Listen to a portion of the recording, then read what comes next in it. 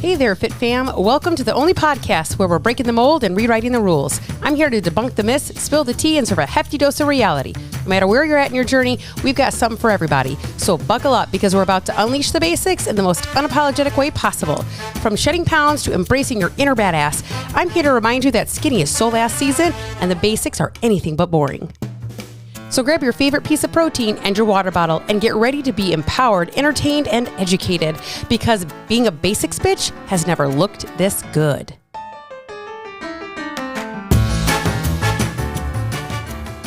Hello, and welcome back to another episode of Don't Call Me Skinny. Thanks for joining us today. Very excited to be here with you again.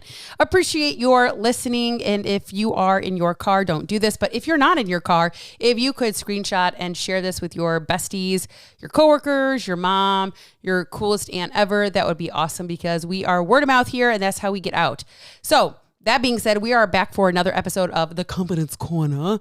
I don't know why I have to say it like that, but I love it. That's what we're doing here.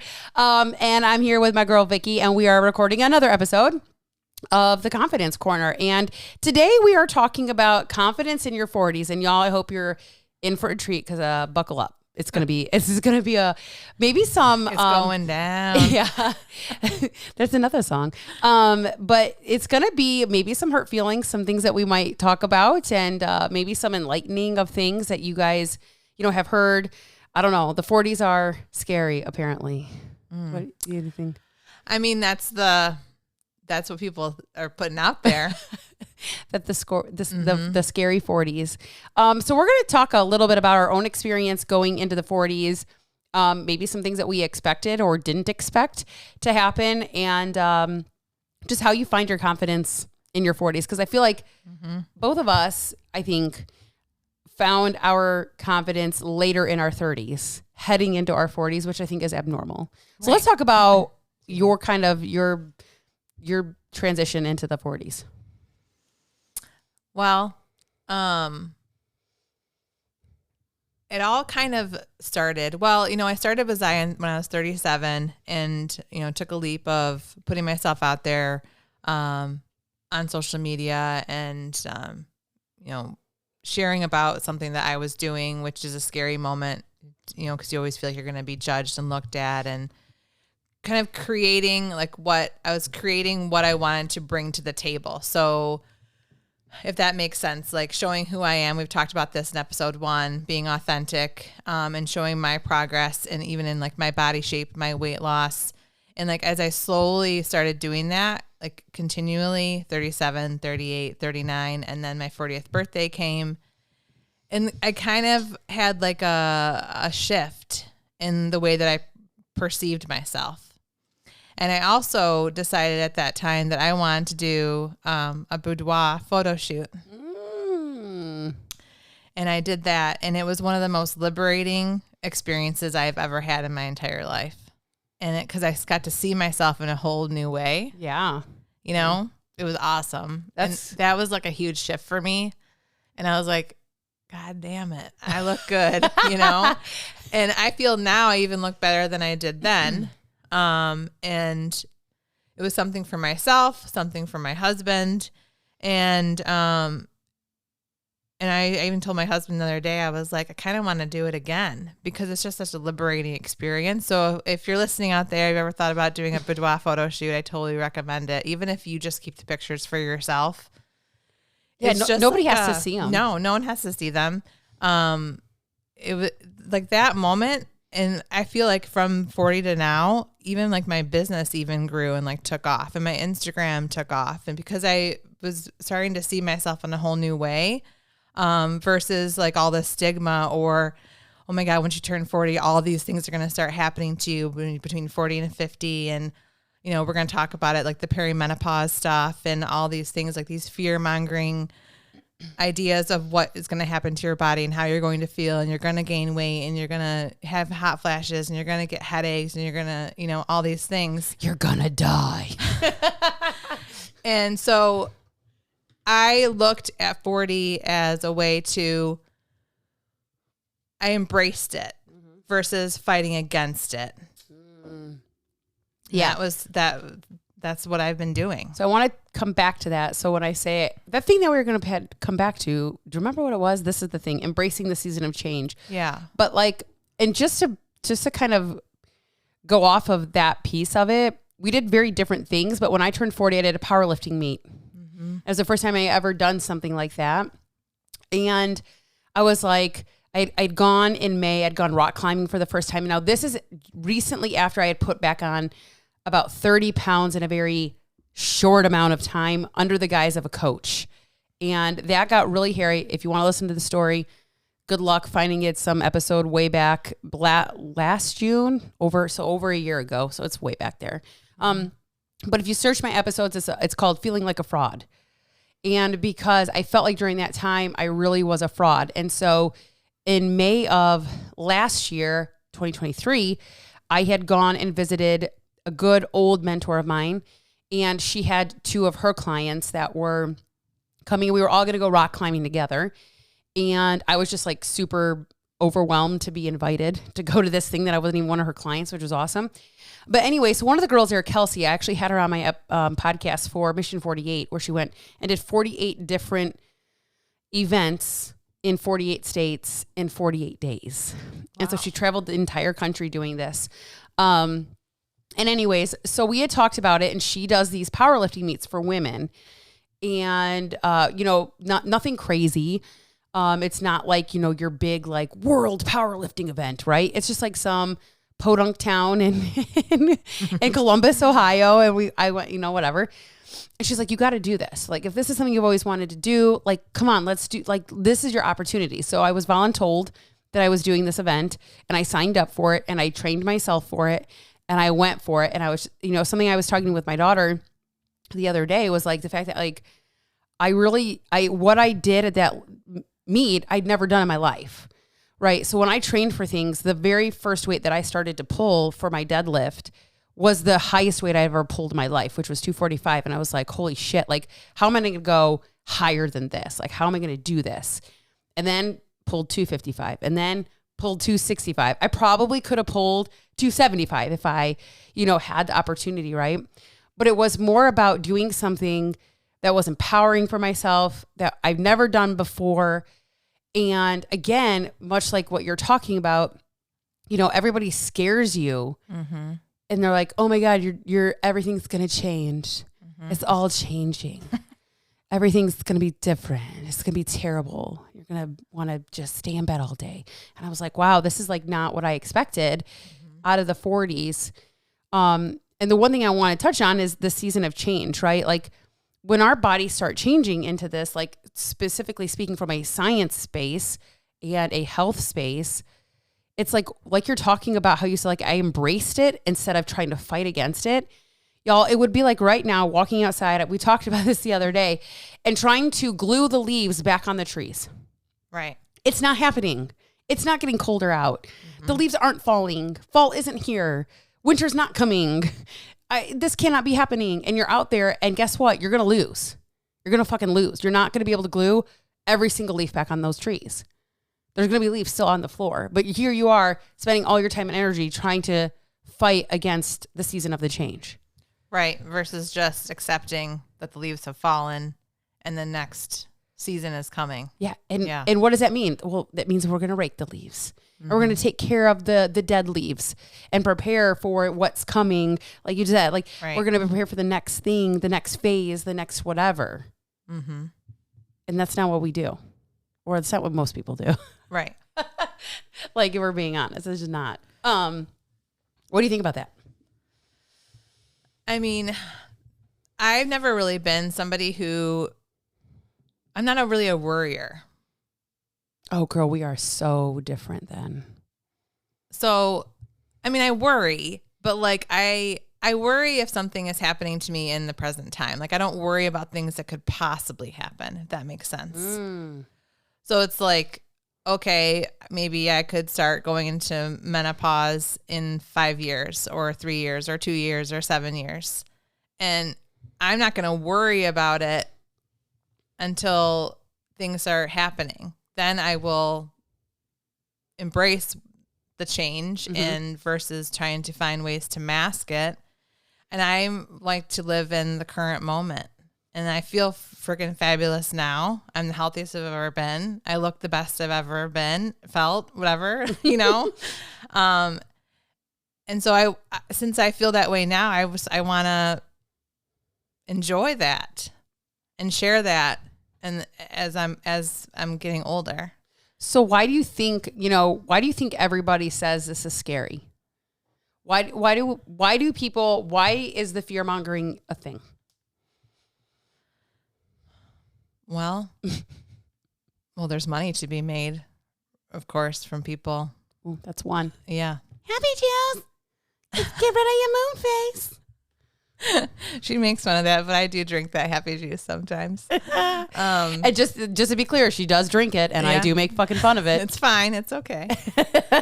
But I will say that you also don't drink it for curing to try to balance your hormones. It doesn't work. Right. I drink it in addition to my current lifestyle. Right. Yeah. Not to like replace something or fix something in a sense. Right. So there is a difference. Right. People drink that to literally fix their shit. Mm-hmm. Right. So I think there's a lot of fear mongering around it because we kind of talked about it in the beginning or before we started recording. You mentioned like in your early 20s, you might be like career focused or family focused where you're having babies and you spend all your time and energy on there. And then, as the kids get older or you're really settled into your career and it's like you're 35, 36, 37, and now you're approaching the 40s, you're like, what the fuck? Mm-hmm. Where'd all that time go? Holy shit. Now everything's downhill. I think it's also the fact that we don't take care of ourselves. Right. So we were briefly discussing this. We kind of have like a little powwow before we start the recording. And, I got married when I was 25, 26. Then Samantha's 12. So I had her when I was 30. Then I had my second Ben and he's 9. So I can't do math. He was born in 2015. So majority of my 30s, I was taking care of babies, raising kids, gaining weight, working a job I didn't really like, and shit. She's like, oh God, there's your tissue. She said she was not going to cry, but it's okay. Lamp flow's coming Friday, so hormones. But you get so wrapped up in taking care of other people that you stop taking care of yourself. Yep. Yeah. And so when we think of these things that come on that we think are all of a sudden, like, oh, I turned 40. Like this is like, literally, I've said this 100 times. You don't just turn 40 and on 40 years in one day, all of a sudden you have a belly pooch and saddlebags on your hips and the forever bat wave under your arm and no energy and all these things. It doesn't happen overnight. Right. It has been a cumulative lack of taking care of yourself for the past 5, 10, 15, 20 years. And then it hits you because all of a sudden you're spending a lot more time with yourself potentially, right, or a lot less time taking care of other people. Right. So like I got choked up, but it's okay. So you're taking care of little ones and your focus is always about them. And then they get to a point where they're more independent. They don't need you as much. And so then you're alone more often. You're alone with your spouse more often. Yeah. Yeah. And it makes it difficult. And then all of a sudden, these things that you never really saw, you start to see. You start looking in the mirror a little bit more intently because you have time to like look in the mirror at yourself and go, oh my God, like, what the fuck is that? So that's why people say that you could have like a midlife crisis. Right. Is in your 40s, because if you had kids when you were younger, and not everyone is having kids and that's whatever, everybody does their own thing, or people have kids when they're even older too. But I'm just saying from my experience. So, and I woke up and I was like, I want to have the most amazing next part of my life. Right. Yeah. And what I'm doing right now in alignment to have that. Right. And if the answer is no, that's a problem. Exactly. And that's how you wake up when you turn 40 and go, what the fuck just happened? Is because you have spent so much time in the previous years not doing those things, right? At 32, I saw the writing on the wall. At 32, we went and had the little pokey finger blood thingy done with my kids, and my 8-year-old had elevated cholesterol at 8 years old. Okay, that's a fucking problem. That was like a, hey, you might want to do something about that. I don't even know if those tests are even fucking accurate. And you want to know what? I don't give a shit. You know? Yeah. Like, I didn't care. It was just like, it was a wake up call to say something has to change. Like, I'm not healthy. They're not healthy. My husband's not healthy. What the fuck is happening here? Right. And it's just going to get worse. You got to address, like, you got to address it. You have to be able to look in the mirror and say, kind of like we talked about living in that duality. Like, I don't like this right now, but I can still do something about it, you know? Because that was me at 32. You know, I was the healthiest I'd ever been at about 37, 38 years old. And I'm not even where I quote unquote want to be.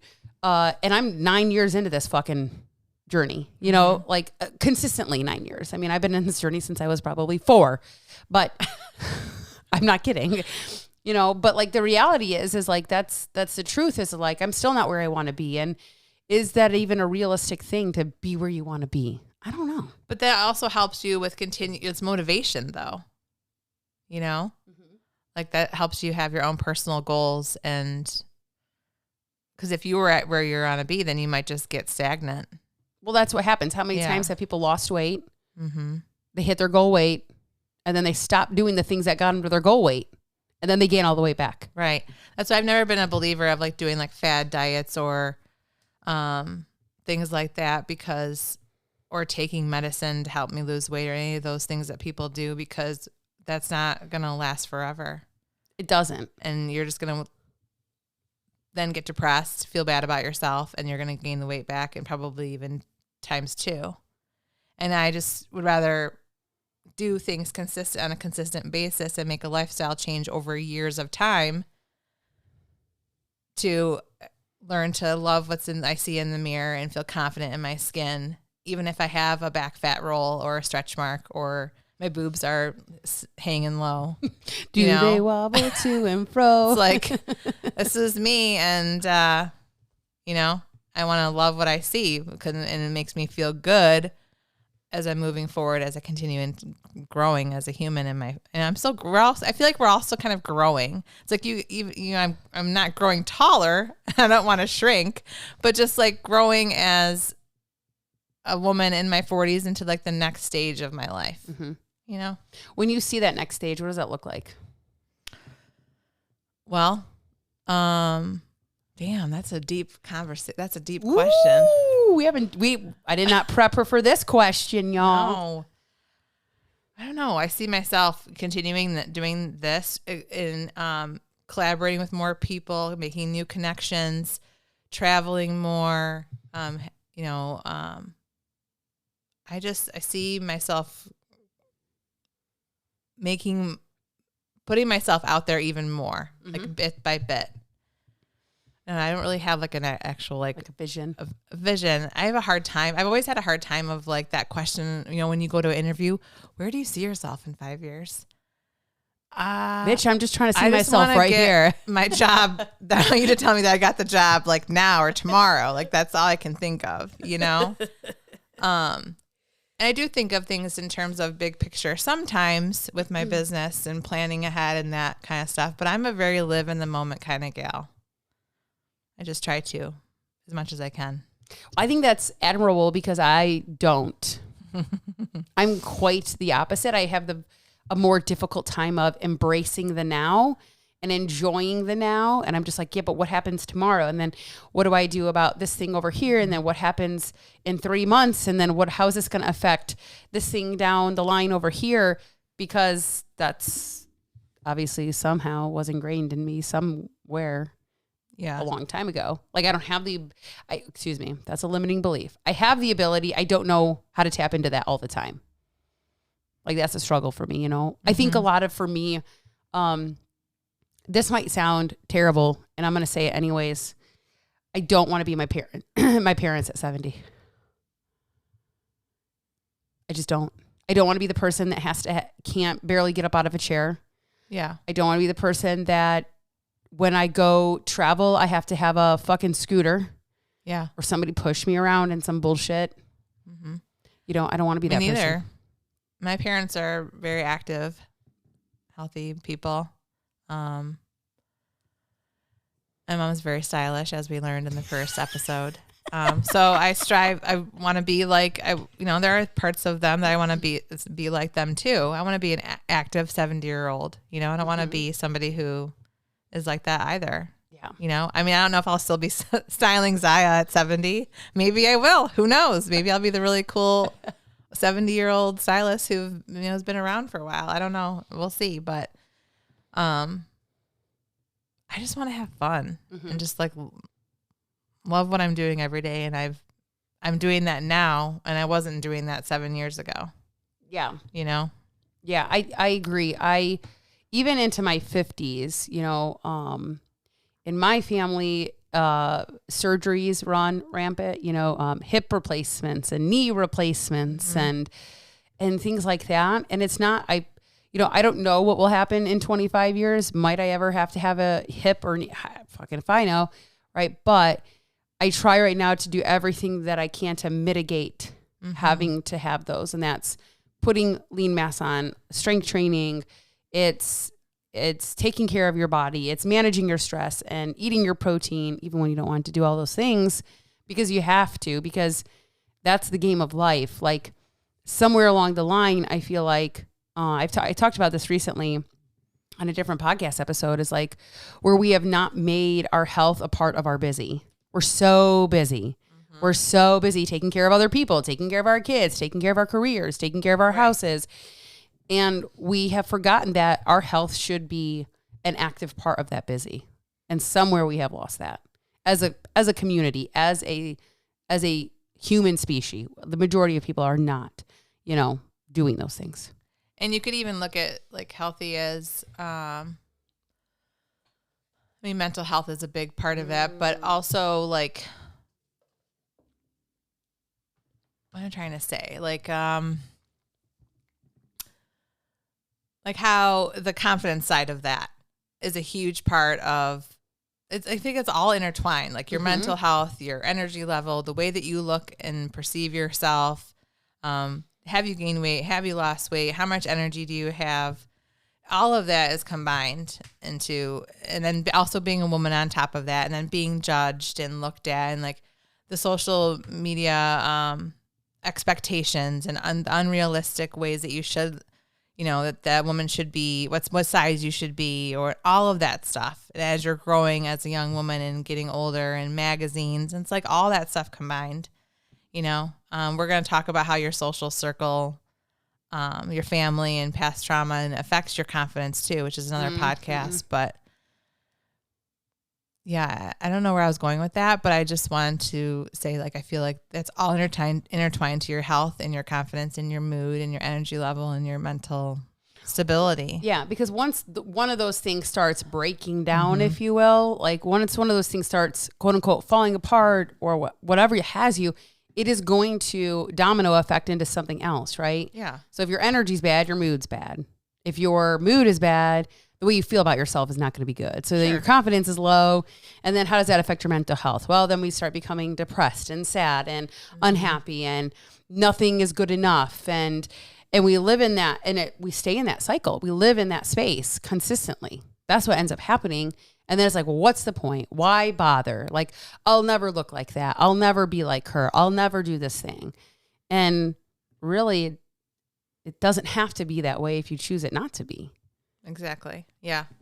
I agree 100%. I think there is the one thing that, people aren't taking into consideration. That's like your own personal responsibility for yourself. Like I'm responsible for my own happiness. I'm responsible for my choices that I make. And I really can't stand like when I have clients that go to the doctors and then they get told this is just normal. This is welcome to being 40. Oh yeah. I've heard that. Well, welcome to being 40. Like common is not normal. I guess I've been a person too, where I'm like, well, a friend's turned 40. I'm just like, welcome to the club. And I don't mean it to be like in like a oh, great, everything's going to turn to shit now. Mm-hmm. I mean it more like, welcome to your fucking 40s. Like, I feel awesome. I hope that you do too. Like, I feel like I had like a mind shift too, where I think I told you this, that I just started not really caring what other people thought. And that's hard for me because I've always worried about that kind of stuff. And especially being somebody who is in social selling and on social media and on Instagram, you're going to have people like think bad thoughts of you, or, you can compare yourself to others who are in the same realm. And it can be tough, but I kind of got to a point where I was just like, I'm just going to show up as me, and those who want to follow can follow. And the more that I continued to do that, then the more confidence grew, because then it was like, I am who I am. And if you don't like it, then that's your choice, Mm-hmm. Do you think that like the 40s just can become a place? Because I don't think everybody believes this, or experiences it for their own whatever reason. But like I kind of feel like the 40s become a place where it's just like, fuck it. Yeah, exactly. Like, fuck it. Like, yep. I've spent so much of my life fucking, people pleasing everybody else, yes. worried about everybody else. Right. Fuck it. I think that happens a lot too with moms. Oh, yeah. Because, like I said earlier, we're spending so much time of our 30s worrying about everyone else, worrying about the household, taking care of the kids, doing all this stuff, managing this. And maybe you're working a full-time or part-time job on top of it, or you're a stay-at-home mom or whatever it is. And then, yeah, you wake up and you're like, okay, now what? It turns around like, I am a mom. Like, you wear so many fucking hats mm-hmm. as a mom, as a woman. And I'm not dissing dads out there. Maybe they're stay-at-home dads or single dads, but we're talking about ladies here. You're a mom, you're a friend, you're a sister, you're a business owner, you're, all these things. And then you lose who you are. Yeah. So I actually recently had this conversation with my husband. My husband is super awesome. Don't get me wrong. Love my husband to death, right? I ask him to do something, he'll do it. He doesn't care. Like, no skin off his back, right? It's in the moments that I don't know what to ask for that are really difficult, because he will literally tell me, how can I help you? What can I do for you? I don't go make the dental appointments, right? Like, I don't fucking know what to say. Mm-hmm. Like yesterday, and he works like super odd fucking hours. So he got home from work at 6 a.m. He had an open house at noon in Farmington Hills.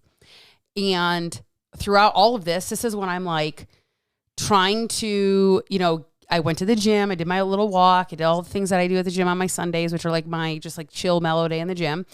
And I came home and I was like trying to figure out what we're going to have for dinner. And I was like trying to get stuff ready for the week and making sure everybody's laundry was done. And then, my youngest comes up with this like whole ear infection thing. So then I have to get on telehealth and I have to go to the thing and I have to do all this stuff and then make dinner and then all this stuff, and it's like, we don't think about all the things that we actually do in a day. Like, if you were to like mm-hmm. fucking sit down and think about all the things that you do in a day, there's so much.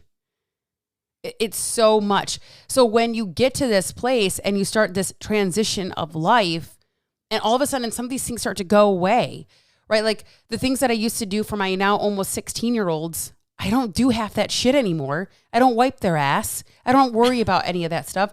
They do their own laundry.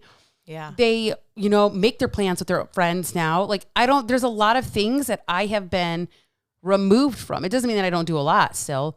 But the point that I'm making is, and then it's like, we don't know what to do with that time. Right. We don't know how to fill that time because we've never really just been with ourselves for the last X amount of years. Mm-hmm. And then what do? We trauma response where we find something else to fill it. Instead of starting to look inward and doing something for ourselves and taking care of ourselves, mm-hmm. we start, I'll just go get another part-time job. Right. Like people who retire and then they end up actually like getting a part-time job at, I don't know, Home Depot or something. Mm-hmm. It's because, very common. Or like older ladies working at Macy's. Yeah. Both of my parents still work. Not working. Yeah. Both of my parents still work. But you're ringing me up. Yep. Yeah. My mom works at Mission Barbecue. My dad still works full time. He has not retired. I don't know if the man will ever retire. He'll probably die at his shop. Mm-hmm. Be like, ugh.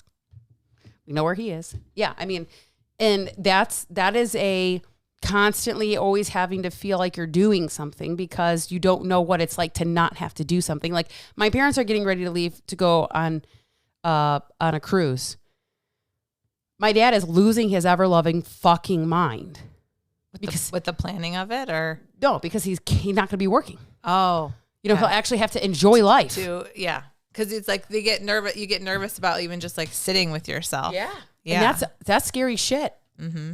So I've been personally trying to do stuff more alone. Like I'm a stay-at-home mom / I run my business, which has been a blessing and amazing to be able to do that for the past 5 years. So I can pick up my kids, drive them here, do all the things, and take care of the home, all the things that I do. But also on top of that, I'm mixing in things that I want to do for myself that makes me happy. Go out to lunch by myself. Go to the movies by myself.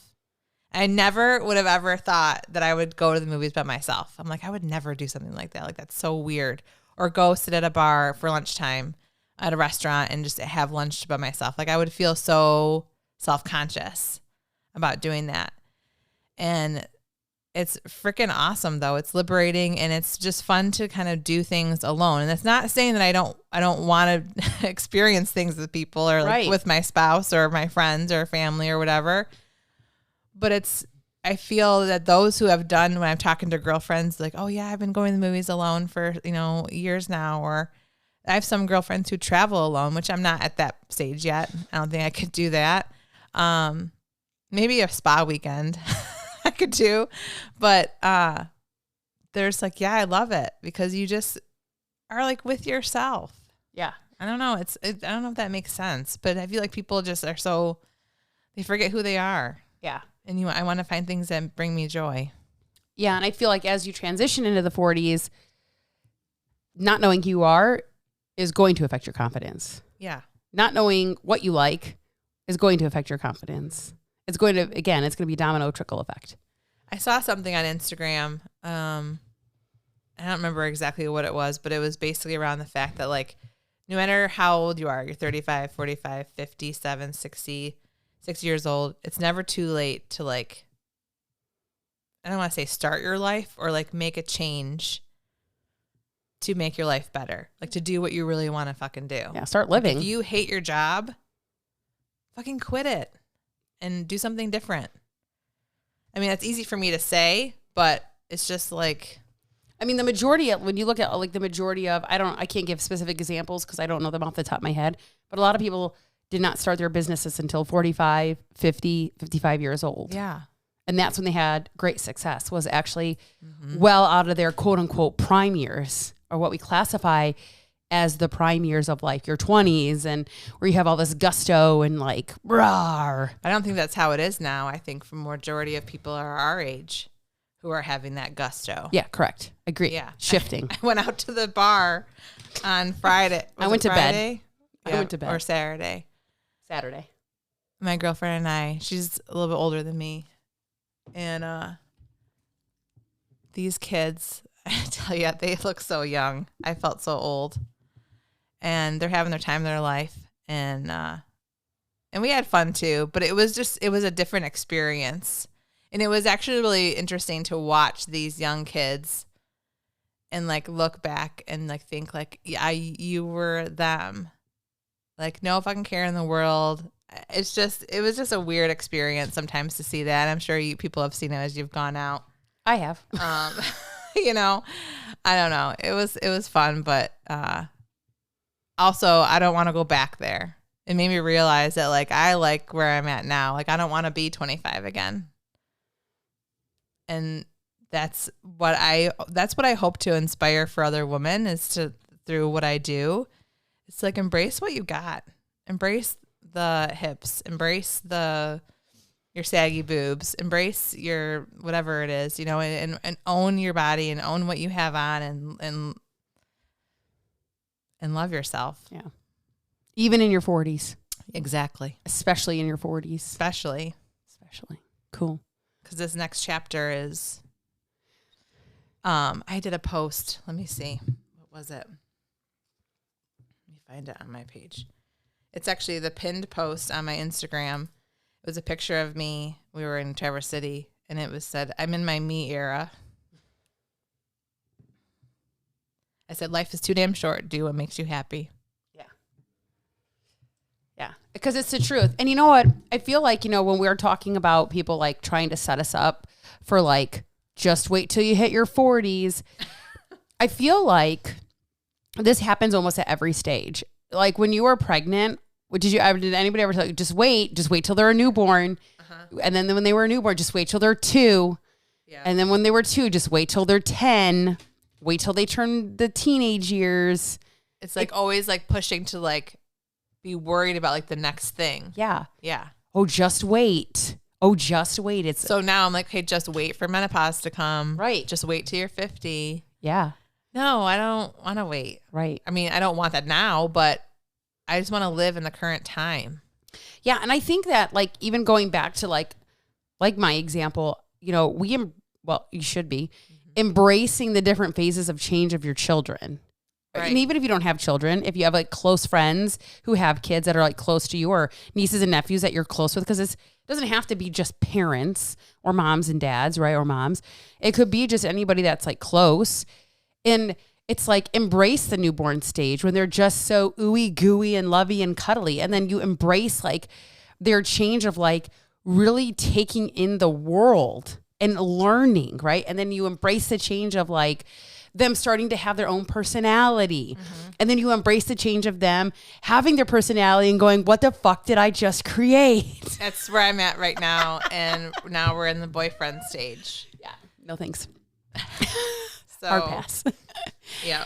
And then it's like they become these people and you're like, what did I just create? And now you're like, oh my God, did I prepare them enough to go off into the world? And then it's like, okay, now they're off into the world. Like, are they being good human beings when they're out there? Like, oh my gosh, now they're going to have their own set of problems and things that hardships they're going to face. Cause I know what I faced. Right.